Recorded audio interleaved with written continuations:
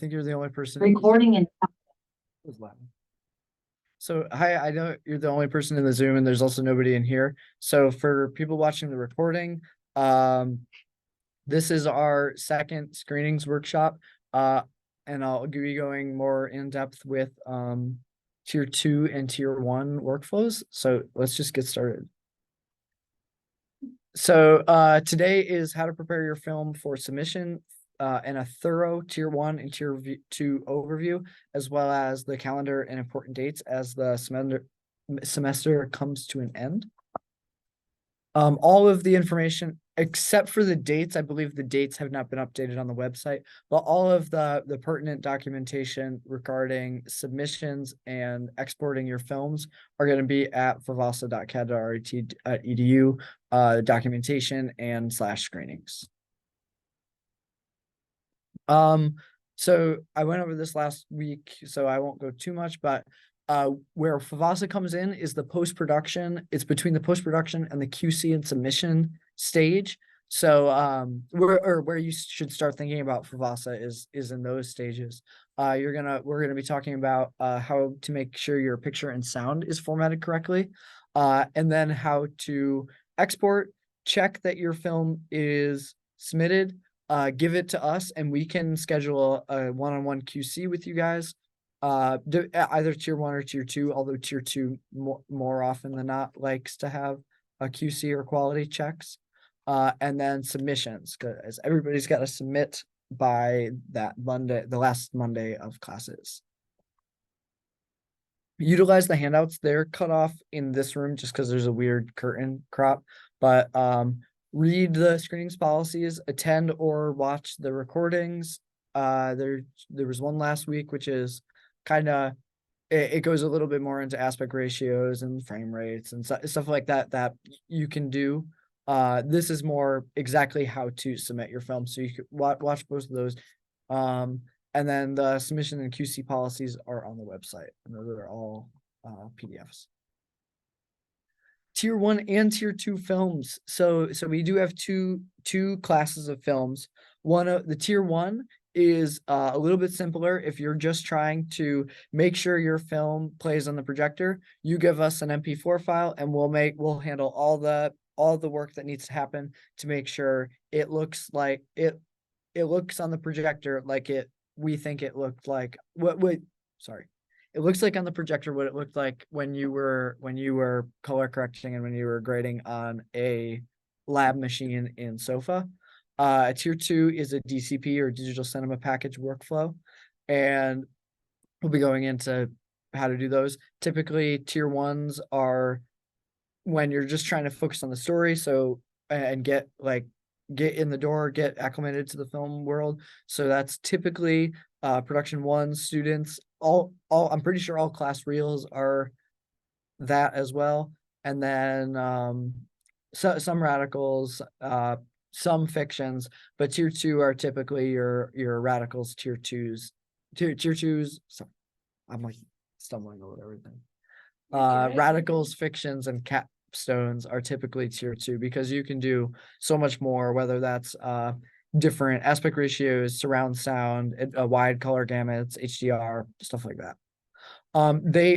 These are some things that are the same for all of them in terms of content. They all must adhere to loudness specification. I'm going to go in reverse order because it goes, I'll go in the order of importance.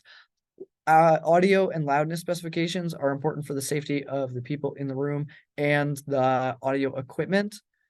So make sure you're hitting -27 LUFS, plus or minus 2. We know that sometimes Premiere Pro or Pro Tools isn't going to give you, it might not give you the same exact to the decimal number. So we give you a plus or minus 2. So -29 to -25. That should be your LUFS value with a peak of -6. And that's the same as basic sound teaches. And so if you have questions about that, either reach out to a TA if they're a sound person, or if they've taken basic sound, reach out to us. Or if you're in basic or taking basic and you just don't remember how to do it, I'm sure Dave Slabowski would love to give you a refresher. They must include the sofa, or they must include closed captions. That's I would say 1A, and if loudness is 1, it's 1A in terms of importance. We need we need captions. They can be closed captions as long as we know they're going to appear. So typically we call them our open captions or burned in captions. We'll go over it. We have a whole slide on that. And that also must include the sofa bumper at the head of the film, which it can be found on SofaTube. And then you go to what tier, what frame rate, and what resolution your film is, and you can just put it right in there, and it's 5 seconds at the beginning. Tier 1 overview. So, like I said, Tier 1 is an MP4 workflow. It's just a traditional video workflow where you'll go through, you'll shoot on set, you'll go through your edit, your any color grading, any sound, and you'll go into Premiere Pro or any of the others, but we have presets for Premiere Pro, and export as an H.264 MP4 file. And so from there, you'll take your MP4 file, you'll watch it through, you'll make sure it has captions, you'll make sure it has the bumper, and you'll have already made sure that it meets the audio specifications, and you'll submit that on SofaTube. And I'll get into when SofaTube opens. And for those of you who are not familiar, SofaTube is not just the place where all films are stored, so anybody can watch them from year to year, but it is also the submissions portal for screenings. So it's kind of got two uses and two meanings in the School of Film and Animation. Once you've submitted your film, you will get a submission receipt and an email. You'll bring that to your screening sign up, which will be Monday, December 11th from 7 to 10 p.m. We'll get into that again. You'll show that to us, and you'll pick a time, first come, first serve. And then you'll be all set, as long as we don't find anything egregious or anything that is weird within the SOFA screenings policies. You'll just show up for your time, and be prepared to stand at the front and take critique or have people ask questions. And that's what Tier 1 exhibition is. The export presets are currently not, but it's still a few weeks out, and we're working with CAD Tech to get them on all the lab machines in Magic and Sofa, and those where we'll work with them, but make sure they're exporting audio in 2 channels.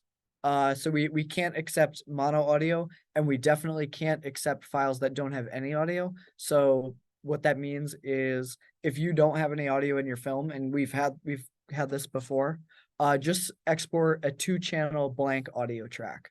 And that usually it's more of a creative film, or I think Advanced Camera sometimes submits as a class reel, no sound file. And so just make sure you have a dual mono track that has no audio.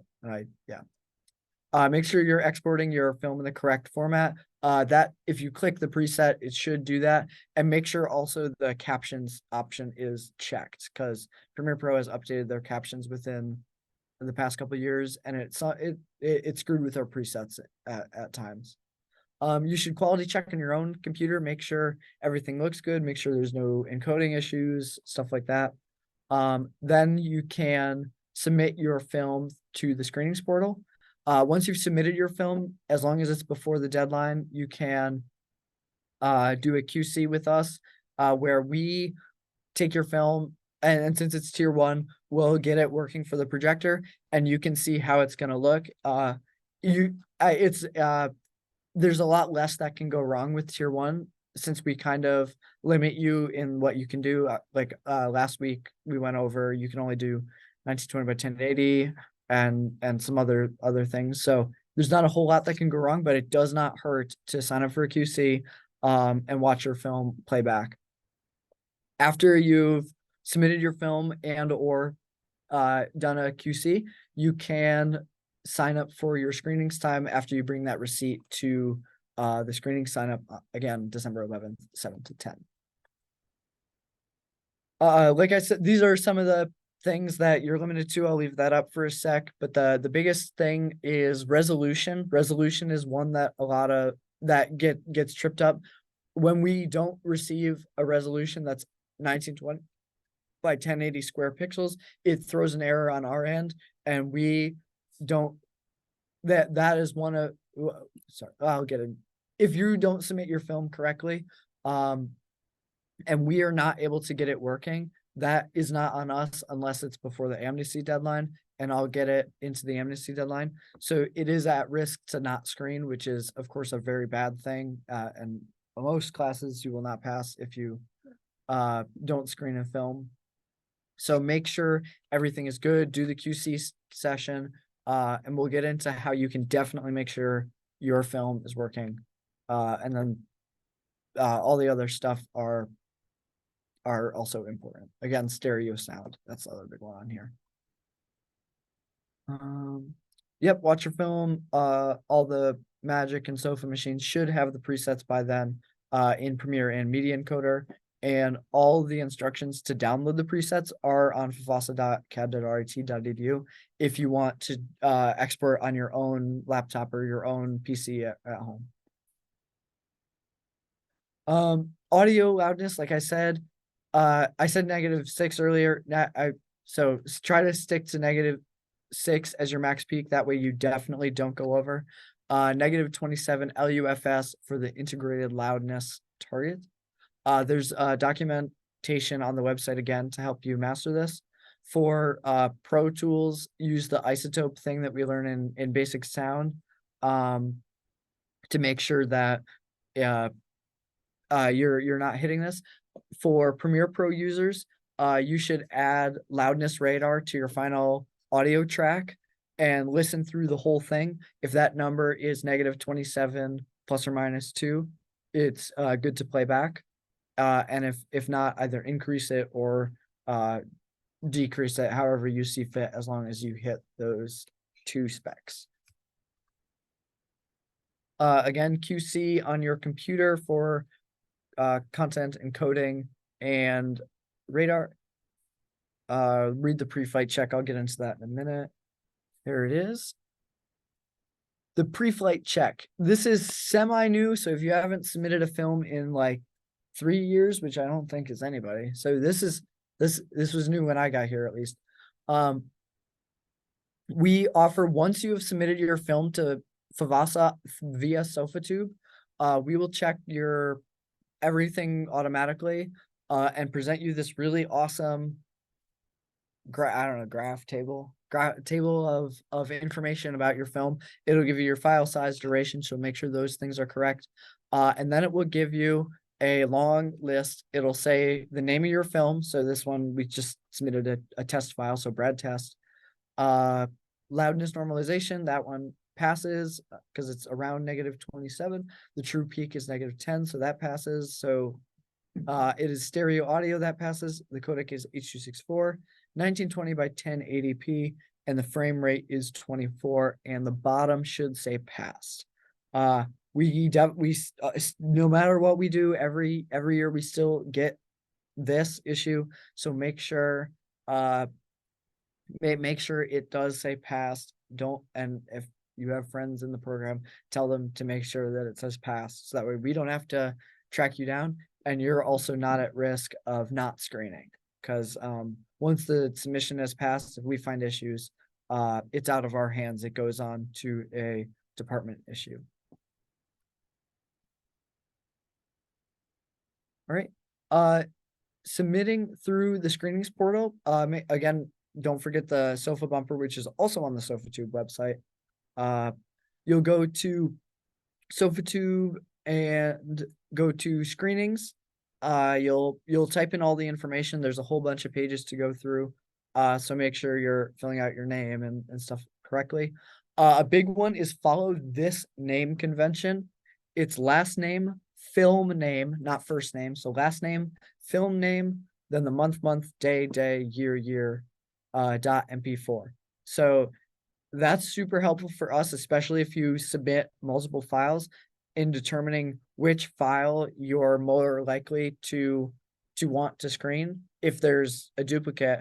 And if not, it's also super important. Don't name, I think we got one last year that was called Please Work. And there's like, we don't know whose that is just by looking at it. And so that can cause issues for us. Especially when we're looking, yeah, like when we need to find a film quickly, or we're making sure our scheduling is correct. So in order to not cause issues, we need this file format: last name, film name, month, day, year. If you are graduating this fall, you can email us a time. Otherwise, and email us a time that you would like to screen.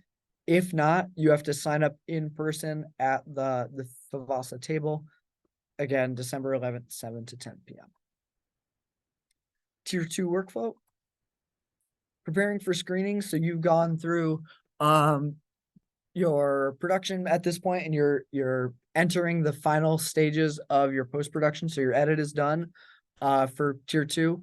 This is typically for students who want to do either wide color gamut or surround sound, or larger aspect ratios, like such as scope. You can do scope in tier 1. It just is less screen area because you still have to export it 1920 by 1080, and I went over that in the video last week. But scope is, you get to use the full screen, and flat, you also get to use the full screen, just vertically. You will create your DSM files from Premiere Pro or Pro Tools, depending. And these are two kind of ingredients, I think it says in a slide later.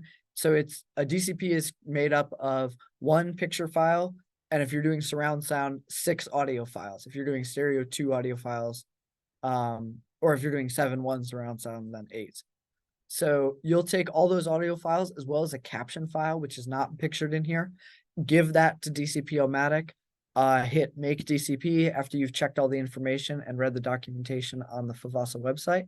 You'll hit make DCP, and as long as you have checked a box that should say upload to TMS, we will automatically receive your DCP.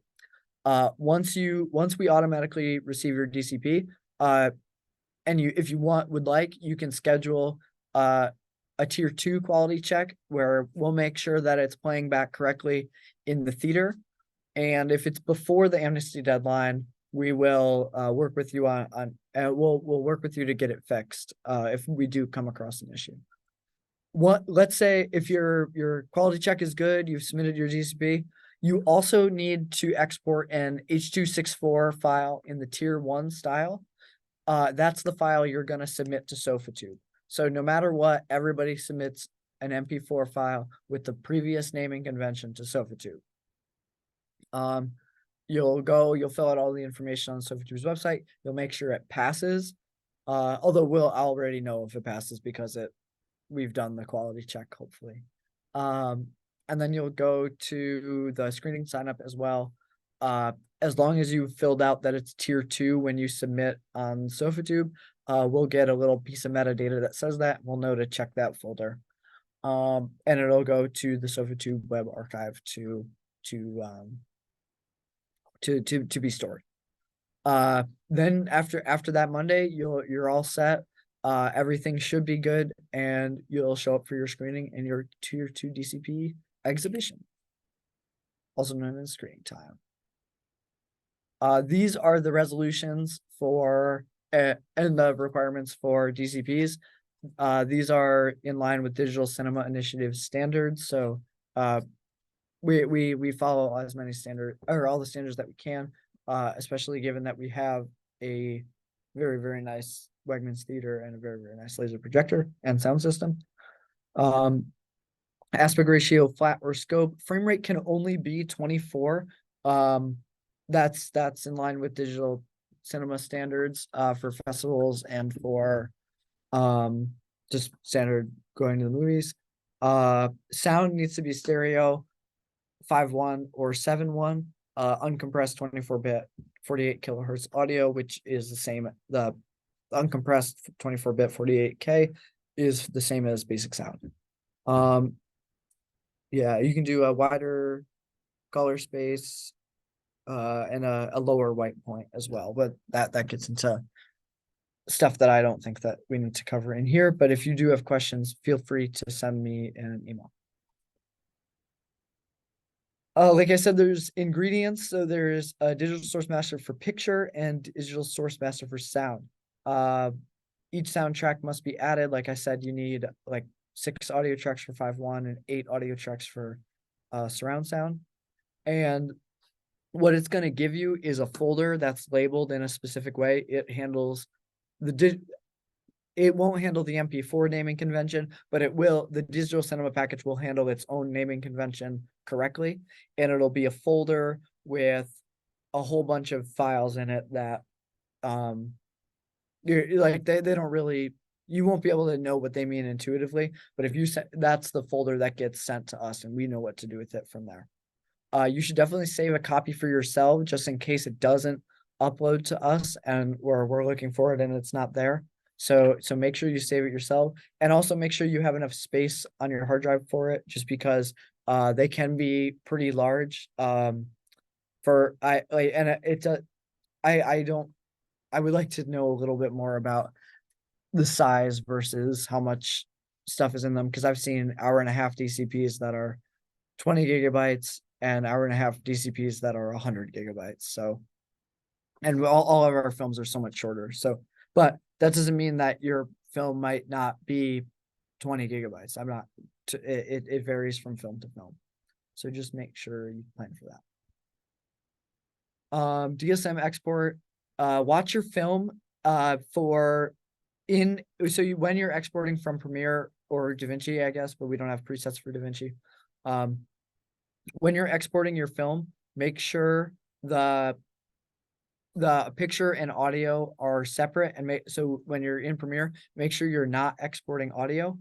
Technically, if you're only doing stereo, you should be okay to submit to export audio, but most students who do tier 2 are doing surround sound.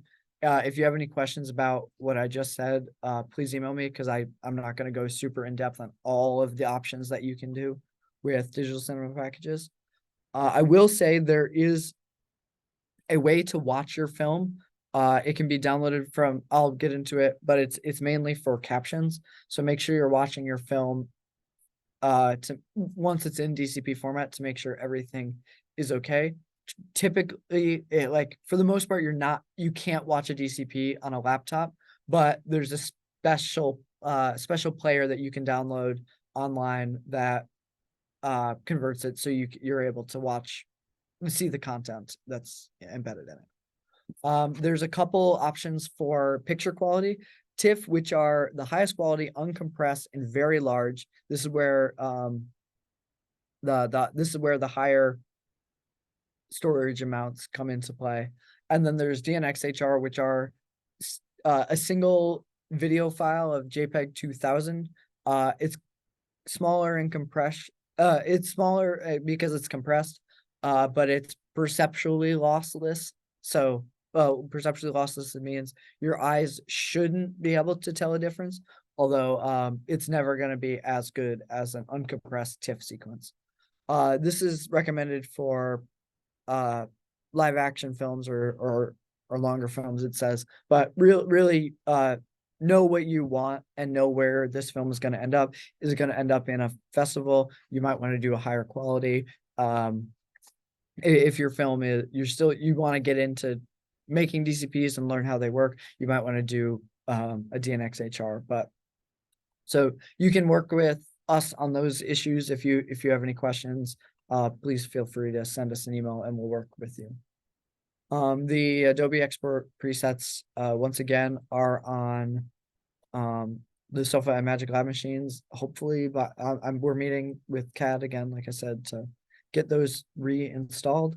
And there's a whole bunch of, for tier 1, it's really easy. There's only 4 presets to choose from. For tier 2, because of how many other options are, there's a whole bunch. So you just want to make sure you're selecting the right option, whether it's 2K, 4K, flat scope, whatever. I said all this. trim file, if the DCP, like I said, can't be played on a traditional computer, so it's not going to work on SofaTube either. That's why we need you guys to submit that MP4 file. You can use your digital source master to create it. You can export it right from Premiere. And instead of selecting the preset for DCPs, select the preset for tier 1 or an MP4. Once you've submitted your film through DCP-O-Matic, you can sign up for a QC. The QC session will most likely run the December 2nd and 3rd and December 9th and 10th, which are the 2 weekends before screening signups, with maybe a couple during the week, which a lot of people don't sign up for, so I usually have less. But make sure to get your film in by 11:59 the day before your QC time.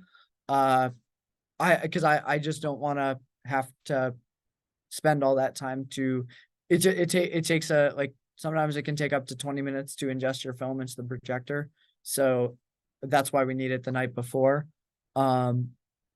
If you submit before the amnesty deadline, and I'll go over all the minutia of the amnesty deadline on a future slide, we will work with you to make sure anything that goes wrong technically during your film is solved.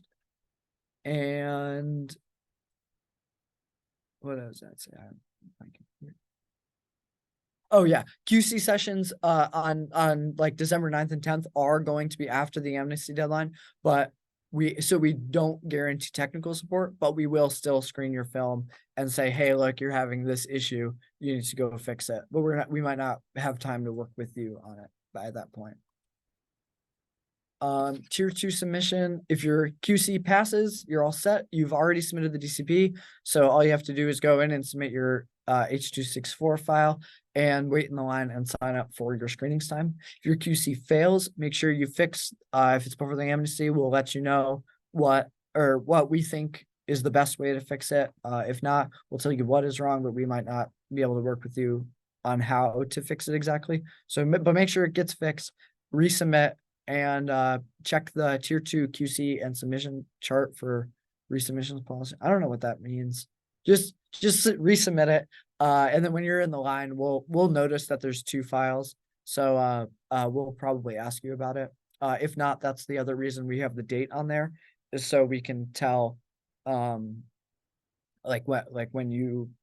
which was the latest version, and typically the latest version is the one that people want. Additional notes. I think this is, yep, captions. So I said I was going to get this. I'm going to move my captions over. Do the captions appear in your Zoom, Snow, or am I just recording? I can turn them on. Okay, that's but what I'll have the transcript. Okay. Yeah.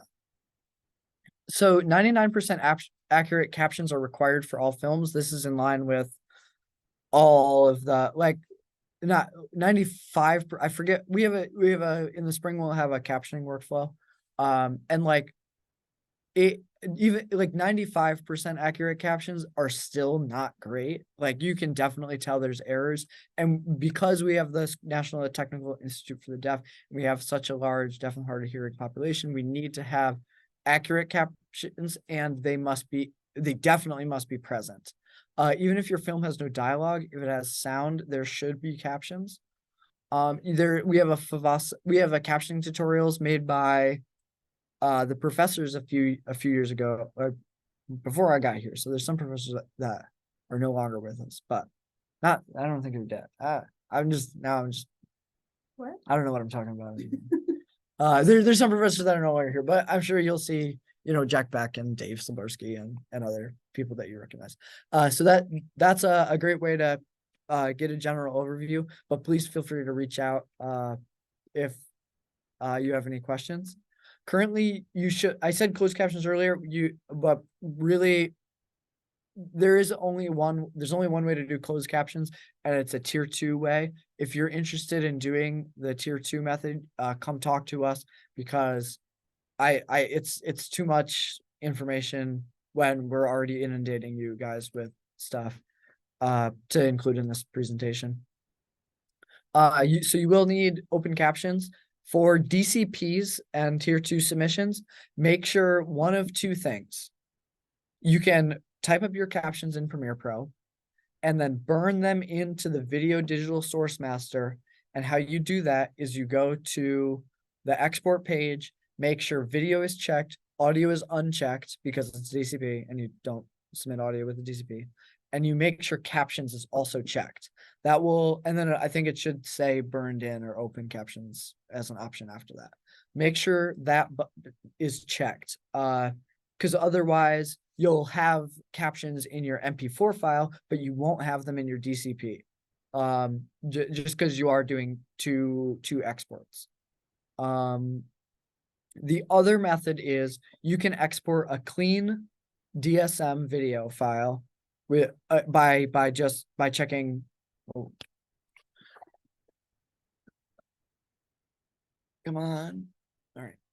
You can export a clean DSM by exporting just the video file with audio and captions unchecked, and exporting an SRT file from Premiere and then uploading that to DCP-O-Matic.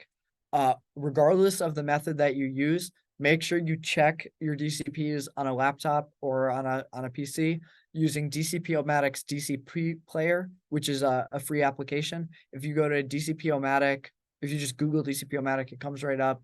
And it'll be on there if you download. And those are free.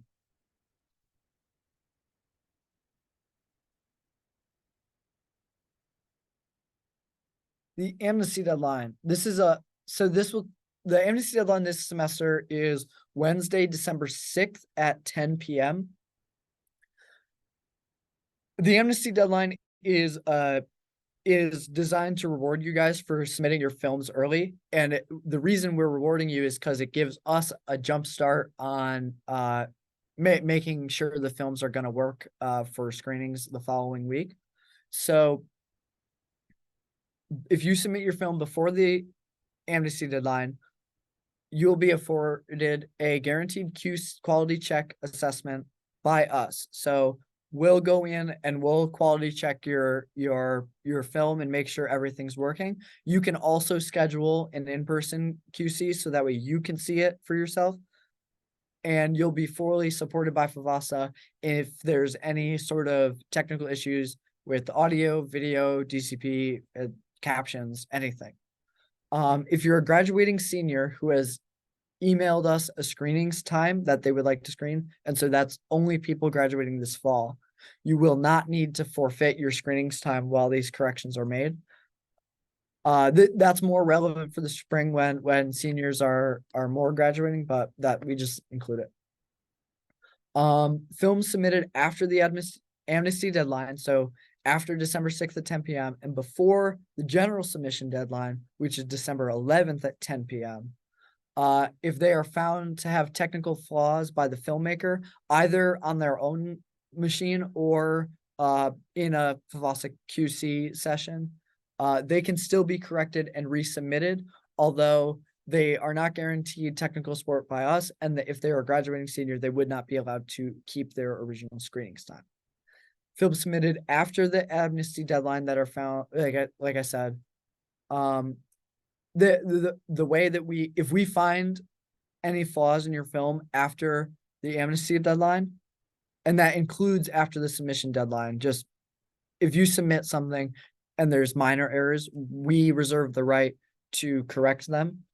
The biggest one, the one that we see the most often, is we lower your audio, and we are, it's pretty, the audio lowering is pretty ruthless. Because we have to protect the equipment, we have to protect the people in there.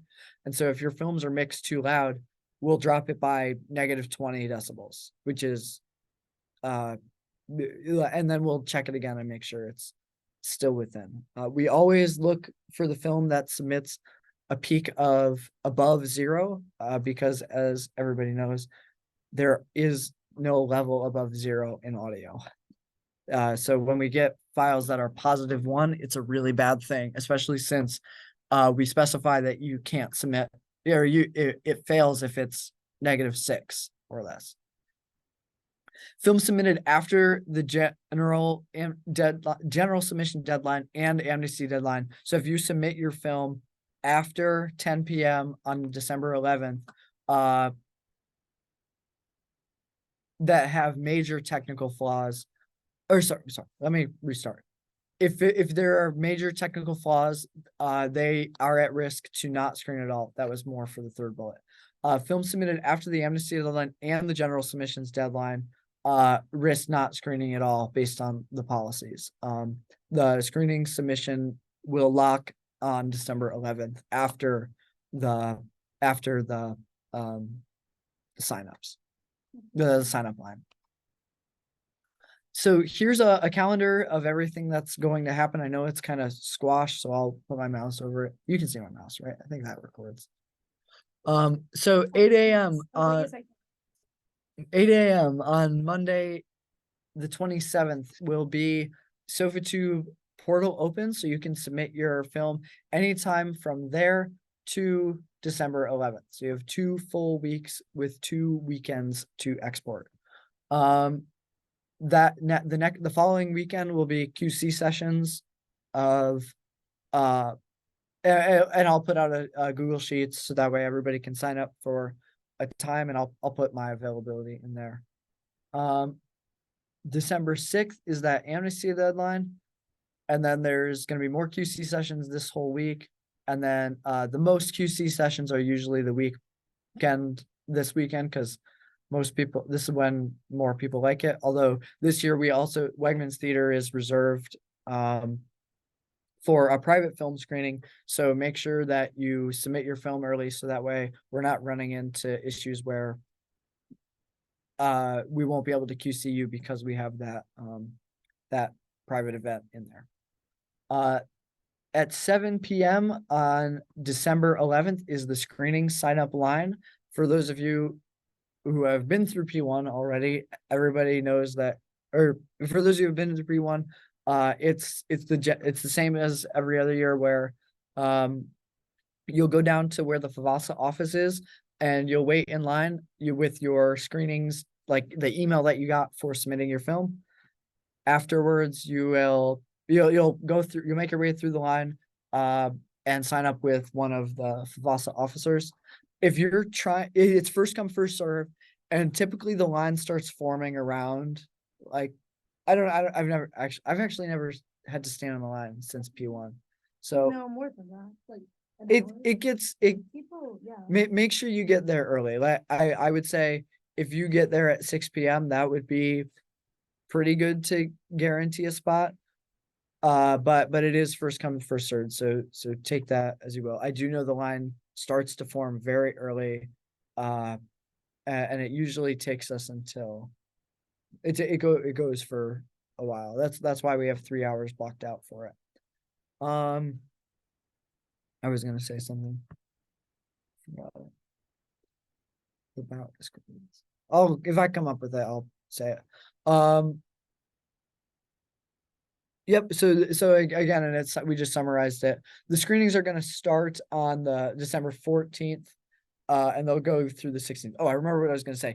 If you guys have a final on December 14th or 15th, or for whatever reason, if we go into a Monday, or you have a final that's on a Saturday, I don't know. I don't think they're allowed to do that, but whatever the situation is, if you guys have an academic related final, we can work with you to make sure you're scheduled for a time outside of that final. We can either do it by massaging the schedule and inserting you, and put wiggling some people around. That's why we build the schedule the way that we do. Or we'll make sure you're not screening on the same day as another final. So you can work with us on that. You send us an email, we'll definitely work with you. But we can work with you at the table a little bit, although it's less ideal. All right, these are the websites and the FVASA email. You also can email FVASA at FVASA@rit.edu or rit.favasa@gmail.com. Both go to the same spot. So and these are the two websites with all of this information. Does anybody have any questions in the chat? I saw a bunch of messages. Yay. All right. All right. Seeing none, I think I'll go ahead and Thank you for wrap it coming. up. Yeah, thank you guys for coming. And if people who are watching this on a recording, please reach out to our, there they are, Snow, Lily, or I with any questions. And with that, have a good night.